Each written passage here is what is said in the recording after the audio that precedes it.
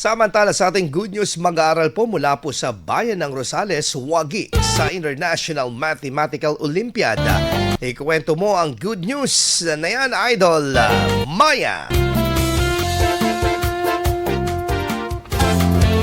Muling pinatunayan ng isang Pangasinense na as easy as 1, 2, 3 ang makipagsabayan sa international stage pagdating sa mathematics.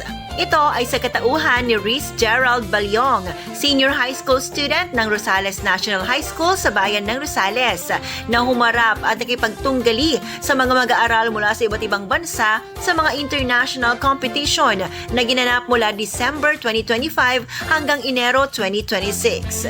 Kabilang dito ang Thailand International Mathematical Olympiad Heat Round 2025-2026 kung saan nakuha ni Rhys Gerald ang bronze medal sa senior secondary group.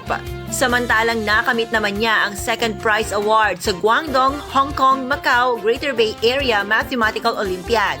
Dahil sa kanyang husay at sipag, patuloy na nagbibigay inspirasyon si Rhys Gerald at pinatutunayan na ang mga kabataang taga Rosales at Pangasinan ay kayang makipagtagisan ng talino sa international stage.